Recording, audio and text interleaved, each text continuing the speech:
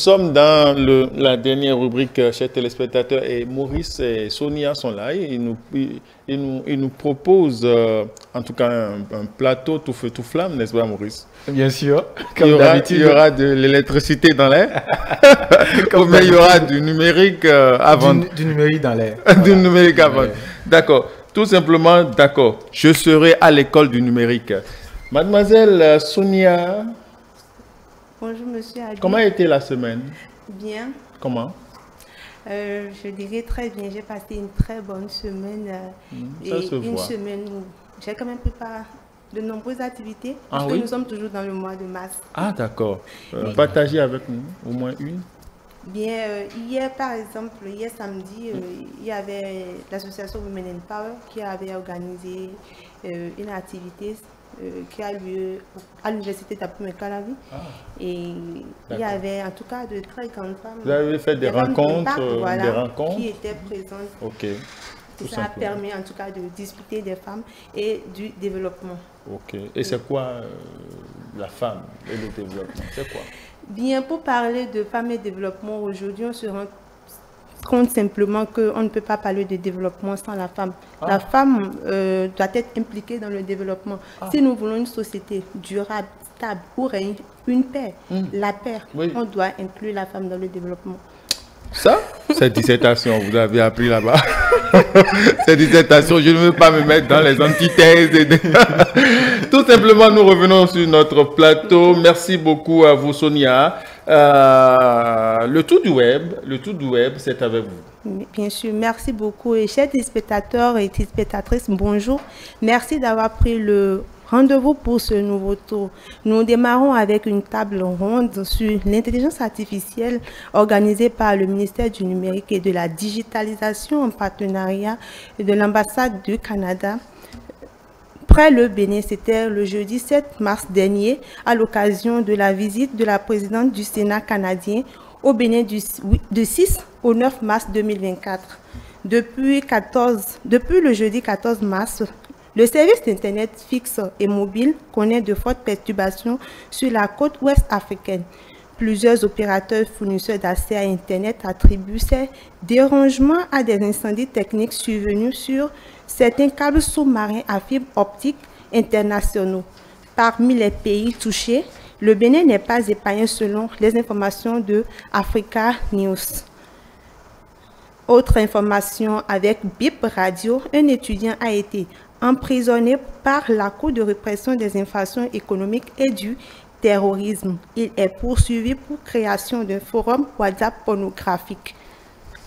Hors de nos territoires, le Niger organise la toute première édition de la semaine numérique SENOM 2024 en avril prochain.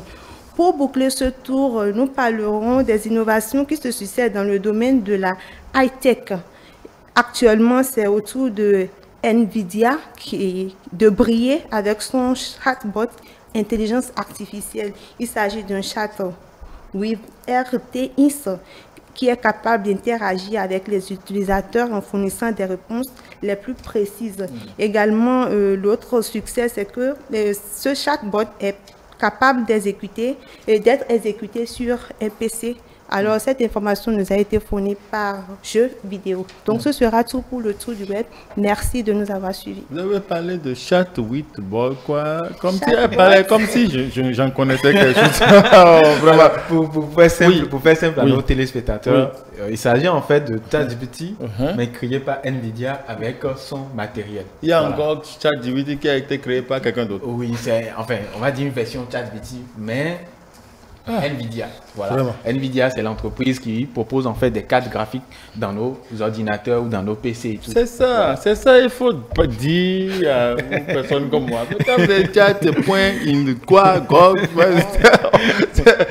C'est comme si vous êtes en train de m'emprisonner en fait. De vous réciter des incantations. D'accord. Bon, en tout cas, des femmes comme Sonia dans le numérique, il y en a beaucoup.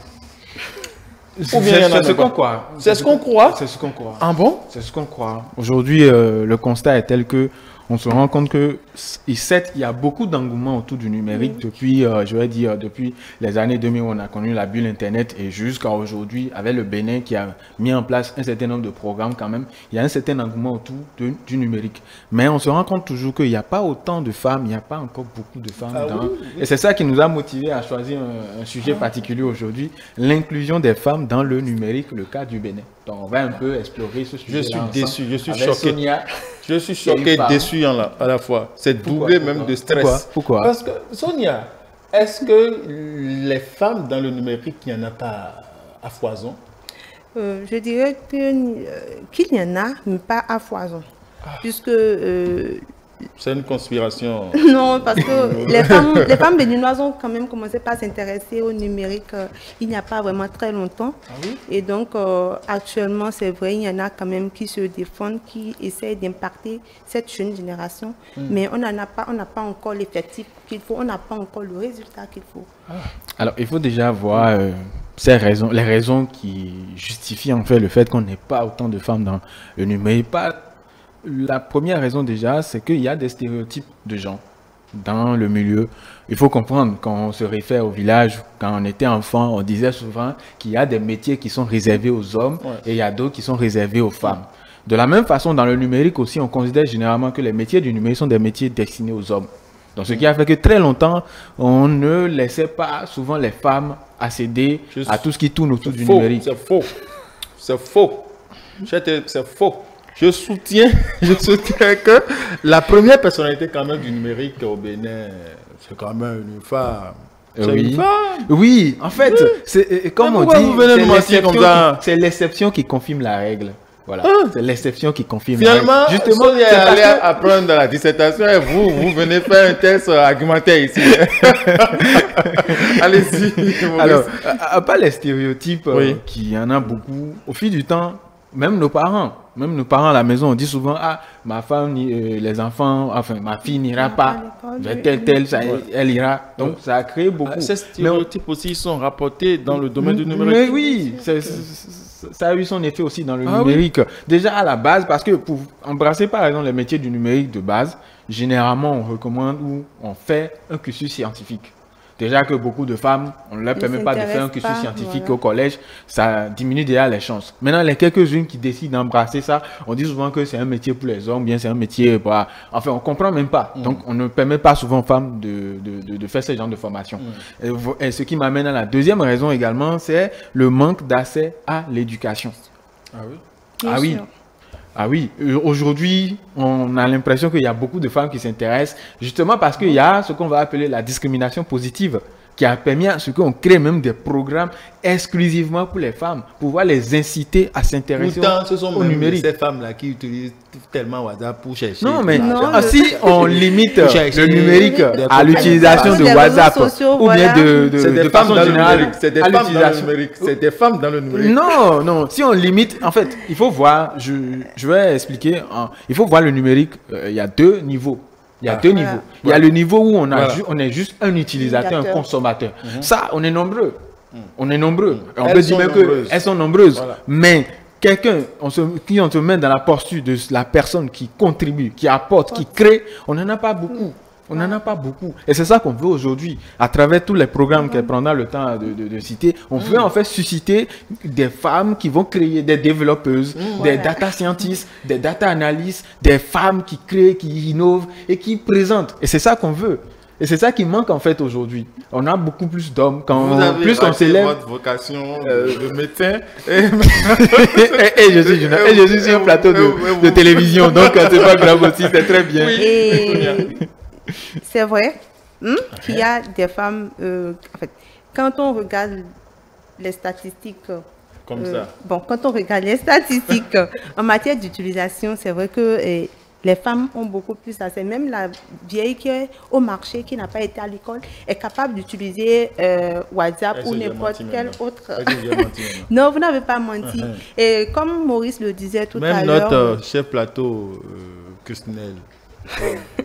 Elle est dans le numérique. Elle a validé. Et donc, comme Maurice le disait tout à l'heure, parmi les femmes qui impactent, qui innovent, il y en a quand même très peu au Bénin. Mais heureusement que nos dirigeants ont compris qu'il fallait quand même créer des opportunités, voilà, des programmes pour amener les femmes à s'intéresser au numérique. Il y a assez de projets dans ce sens. Justement, et par exemple, en matière d'initiative, par exemple, il y a Women in Tech qui fait quand même beaucoup. Mais heureusement que là, sa particularité, c'est elle touche beaucoup, comment on appelle, les enfants qui sont au niveau secondaire. Ah oui? Oui, et également, ça permet à d'autres jeunes filles, toutes les femmes en tout cas, de n'importe quelle corporation, de venir apprendre. Et à part ça, nous avons également l'envol. Bien sûr, toutes ces formations sont gratuites, hein, bien sûr. Ah oui. Tout ça, c'est pour donner une chance aux femmes. Donner quelques numéros. Là, je vais inscrire. Je pense qu'on va en parler en inbox. Oui. Non. Il y a également Enabel qui fait beaucoup. Nous avons également Mara Academy qui fait également beaucoup pour donner une opportunité aux femmes de faire leur début dans leur preuve, voilà, dans le numérique, de prendre contact avec le secteur et de s'approprier, puis se sentir à l'aise comme les hommes le font. Et nous avons également un projet très important qu'il ne faut pas oublier, Amazon du digital. Oui, c'est également un projet et un programme qui permet aux jeunes filles aujourd'hui d'aller vers le numérique facilement et d'apprendre à être des data, d'être tout ce que nous savons. Peut-être que le pasteur va créer Amazon de Latkin. Bon, je vais finir avec Titan, en tout cas, que MTN propose aussi pour accompagner les jeunes à toujours aller vers le numérique. Titan, vous en avez entendu parler? Oui, MTN, oui, bien sûr. Oui. Donc, écoutez, on sait quand même que le numérique offre beaucoup d'avantages. Et en griffe, on dit qu'il y a beaucoup d'argent à gagner dedans. Mais pourquoi? J'ai l'impression que les femmes aiment assez d'argent, mais s'éloignent de ce qui peut leur apporter également beaucoup d'argent. C'est parce que le coût de l'apprentissage au numérique est élevé. Non, il y a encore... voilà, ça m'amène en fait à évoquer certaines raisons pour lesquelles on a ce constat-là aussi. C'est que les femmes, arrivées à un moment donné de leur vie, ont des obligations, s'occuper de la famille, faire un enfant, etc. C'est des choses parfois aussi qui les amènent parfois à se retirer, à prendre une pause et tout, dépendamment du fait que, bon, si leur mari ou leur conjoint accepte de les soutenir ou pas, ça peut faire aussi que, bon, elles peuvent décider de poursuivre ou de se retirer. Et c'est ça qui fait que parfois il y a des femmes aussi qui se retirent. L'autre chose également qui joue énormément, il y a le coût de la formation. Et il faut comprendre que les formations dans les métiers du numérique, comme on peut le dire, c'est pas du dollar, quoi. Voilà, c'est pas donné à tout le monde.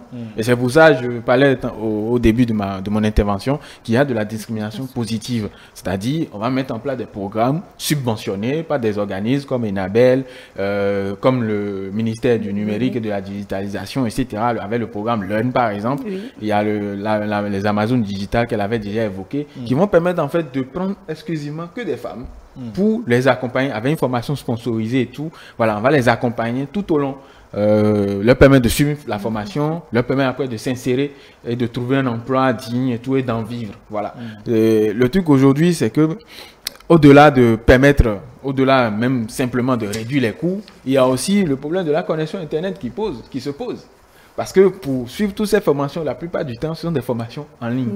Ou bien, même quand c'est en présentiel, après, il faut appliquer. Et pour appliquer, on a besoin de la connexion Internet. Or, la connexion Internet, bon, c'est pas encore à la portée de tout le monde aujourd'hui. Même si il y a des efforts qui ont été faits par le gouvernement pour faciliter l'accès, pour réduire les coûts, etc. Ce n'est pas encore toujours à la portée de tout le monde. Et l'autre chose aussi qu'il faut comprendre, on a une répartition au niveau de la population béninoise. On a plus de personnes qui vivent dans des zones un peu plus reculées. Et on a plus de femmes alors qui vivent dans ces zones-là. Or, ces femmes dans ces zones-là, souvent, n'ont pas accès à toutes les commodités dont on a besoin pour suivre, pour faire une carrière dans le numérique, comme les femmes qui sont, je vais dire, dans les villes urbaines.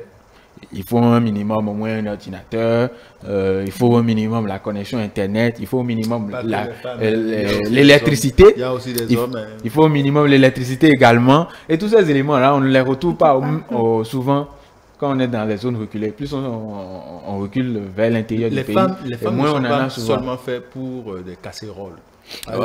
Comme on le dit, la femme c'est pour la cuisine. Je pense que c'est ce qu'on a en tout cas tout compris aujourd'hui parce que il y a tellement d'actions qui fait que les femmes prennent conscience du fait que elles doivent impacter.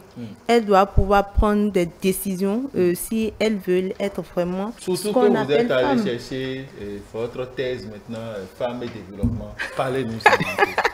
Bien sûr, dans le développement numérique, dans le développement, que ce soit dans le secteur de la santé, on a besoin de la femme. Aujourd'hui, on ne peut pas... on ne peut développer. On ne peut même pas se départir de la femme en réalité, tout simplement. Donc, en tout cas, il y a des femmes, je ne vais pas finir sans quand même citer quelques-unes qui font beaucoup de choses. Qui font honneur qui à la font gente honneur, féminine. Voilà. Qui donnent le bon exemple. Vous devez citer d'abord Sonia.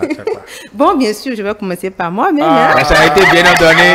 Commence par soi-même. Okay. Et en tout cas, nous avons Adjara.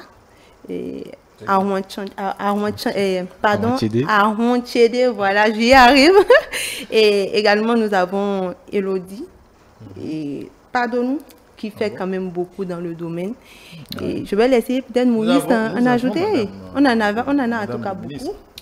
Oui, bien sûr. Aurélie, c'est bien elle que je voulais citer. Oui.